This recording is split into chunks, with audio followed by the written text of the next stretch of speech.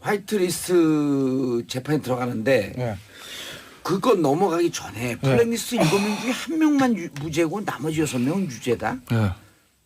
굴비 10개, 12개 묶어갖고 파는데 하나 빼고 그냥 이거 다 원판값 내세요 이런 거랑 똑같은 거 아니에요? 조 전 장관의 이제 무죄 부분에 대해서 이제 얘기들이 많아요, 사실. 예. 왜냐하면 납득이 안 되죠, 국민들 입장에서 보면 시간을 좀 보고 시간이 없네. 그냥 그거 할 때 얘기하세요.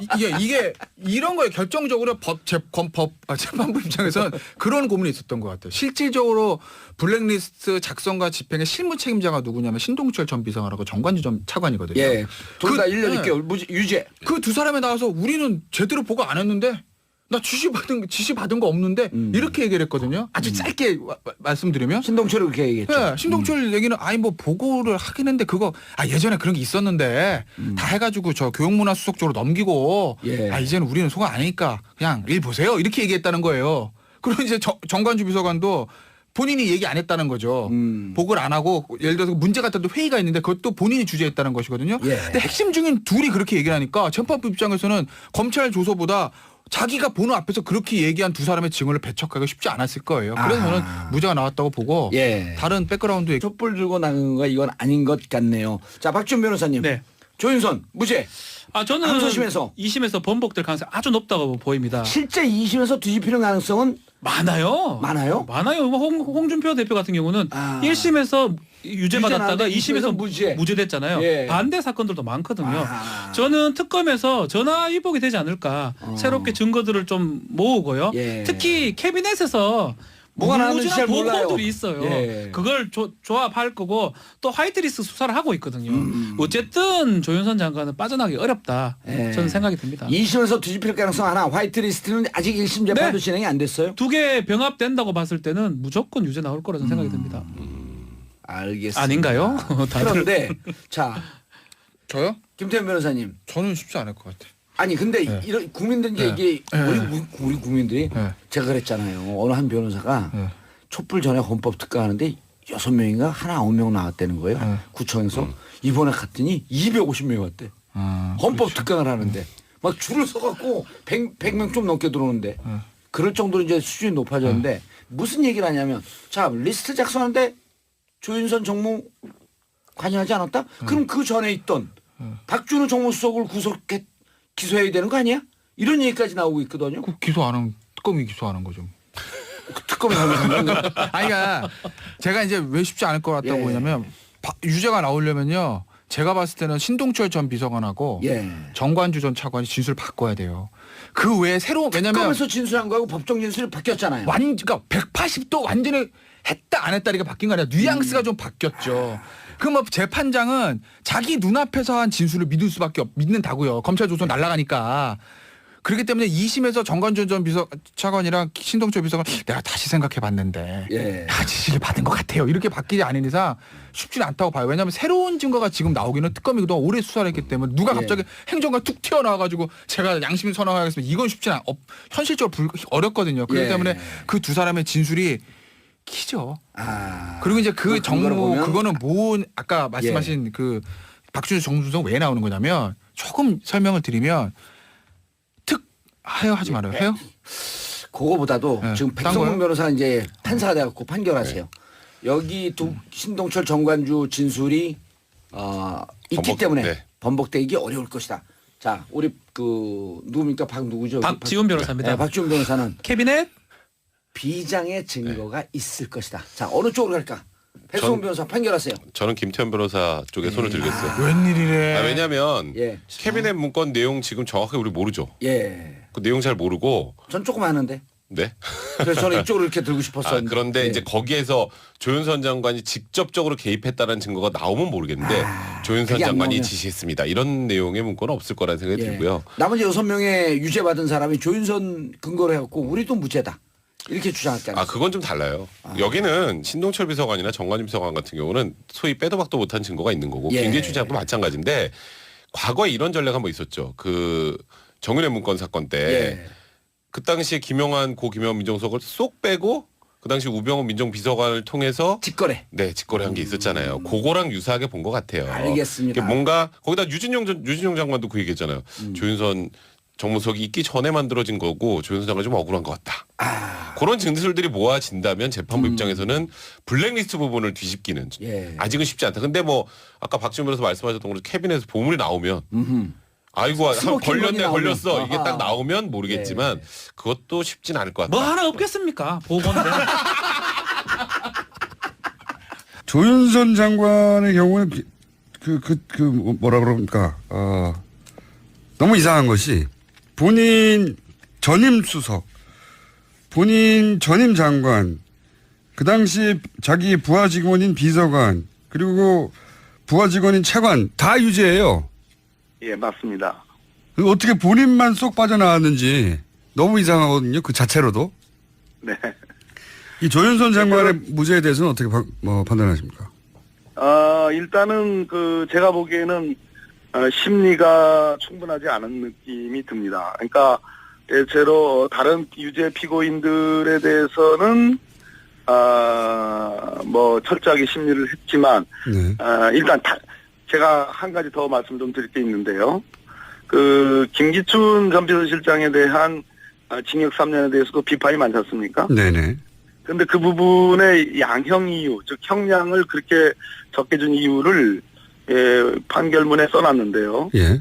그러니까 보수주의를 표방한 대통령을 보좌하는 정무직 공무원들로 문화예술계가 지나치게 좌편향되어 있다는 인식에 따라 이를 단기간에 바로잡겠다는 의혹이 지나쳐 범행에 이른 것으로 보인다. 의혹이 지나치지만 않았으면 괜찮다는 얘기네요. 예. 그러니까 이는 특정 개인 등의 사익 추구를 목적으로 국가 권력을 남용하는 다른 국정농단 범행과는 성격이 분명히 다른 것이어서 이를 양형에 참작할 필요가 있다.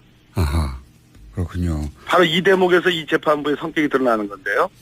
즉 민주적 기본 질서를 침해하는 이 블랙리스트 사건에 대해서 다른 최순실의 사익 추구와 비교했을 때 현재 이거는 참작할 만하다 이런 취지거든요. 네. 바로 이런 인식의 토대가 저는 조윤선 정무수석의 무죄에 저는 바탕이 됐다고 보여집니다. 무슨 얘기냐면 정무수석실은 조윤선 수석 이전 박준호 수석이든 조윤선 수석이든 이 민간단체 보조금 TF를 만들었고 그 뒤에 지원 배제를 하는 대상자 명단을 관리하고 그 실제로 지원이 되는지 안 되는지를 계속 점검을 해왔습니다. 네. 그런데 유독 조윤선 수석에 관해서는 관계자들의 진술이 특검에서 진술과 법정에서 진술이 좀 바뀌긴 바뀝니다. 네네. 예, 바뀌긴 바뀌었으나 특검에서의 진술은 철저하게 배제하고 무시하고 법정에서의 증언만 부각을 시켜서 그거를 믿은 겁니다. 그러니까 조윤선 장관에게 불리한 증언들은 배척했다는 얘기네요. 눈을 감고 배척했습니다. 왜냐하면 제가 특히 이해가 안 갔던 것이 전임 수석이 전화로도 만나서도 블랙리스트 설명했다. 전 장관에게. 전임 수석이 설명했다고 하는데 인수인계가 안 됐다고 말하는 게 그 법원에서 전 이해가 안 갔거든요. 바로 그겁니다. 신동철 비서관의 진술, 또 김상률 교문수석의 진술이나 증언 등등만 가지고도 제가 보기에는 이 재판부도 판결문에는 그러한 사정을 알았을 것 같다라는 걸 인정하고 있습니다. 그런데 직접적으로 그거를 승인하거나 지시하지 않았다. 이렇게 판단한 건데요. 제가 보기에는 지금 문제가 되는 미필적 고의라는 것이 이제 전 국민이 다 아는 법률 용어가 된 거 아니겠습니까? 네네. 그랬을 때 미필적 고의라는 그런 법리는 그냥 눈을 감은 거 아닌가. 전혀 고려하지 않고 그냥 문제를 유독 드러내서 한 거 아닌가 하는 그런 비판은 면할 길 없다 이런 말씀드립니다. 재판부가 주도하지도 승인하지도 않았다는 걸 다 인정하더라도 사실은 미필적 고의라는 부분은 눈을 감았고 실제 승인하지 않았는지는 잘 모르겠습니다만 그걸 다 인정하더라도 본인은 사실은 그 임무가 수행되는 책임 부서와 부처의 장관과 수석을 했지 않습니까? 그렇습니다. 그리고 그 기간 중에도 계속 그런 일이 일어났고요. 네네. 그리고 블랙리스트가 있다는 것을 알았다는 것까지는 재판부가 확인했지 않습니까? 확인했습니다. 네. 그러면은 불법이 일어나는 거는 묵인 방조하는 것도 있지 않습니까? 바로 근데 그 측면 묵인 방조한 것이 제가 보기에는 미필적 고의로 모두 지금 다른 사람들에게 유지된 부분을 다 인정할 수 있는 부분이라는 얘기입니다. 또 하나는 위증만 이제 국회에서의 위증한 것을 가지고 지금 징역 1년에 집행유예 2년 한 거 아니겠어요? 네네. 근데 그것도 엄밀히 따진다면 만약 이 블랙리스트 문화예술계 지원 배제에 대해서 무죄라면 국회에서의 증언도 제가 보기에는 다소 위증 부분이 있다 하더라도 처벌 가치가 별로 없는 것입니다. 알겠습니다. 무죄됐잖아요. 예. 반대 사건들도 많거든요. 저는 특검에서 전화 위복이 되지 않을까. 새롭게 증거들을 좀 모으고요. 예. 특히 캐비넷에서 뭐가 나왔는지 잘 몰라요. 보고들이 있어요. 예. 그걸 조합할 거고 또 화이트리스트 수사를 하고 있거든요. 어쨌든 조윤선 장관은 빠져나가기 어렵다. 예. 저는 생각이 듭니다. 2심에서 뒤집힐 가능성 하나. 화이트리스트는 아직 1심 재판도 네. 진행이 안 됐어요. 두 개 병합된다고 봤을 때는 무조건 유죄 나올 거라 저는 생각이 듭니다. 알겠습니다. 아닌가요? 다들. 그런데 자 저요? 김태현 변호사님. 저는 쉽지 않을 것 같아요. 아니 근데 네. 이런 국민들 이제 네. 이게 네. 우리 국민들이 네. 제가 그랬잖아요. 어느 한 변호사가 네. 촛불 전에 헌법 특가하는데 6명인가 하나 9명 나왔다는 거예요. 네. 구청에서 이번에 갔더니 250명 왔대.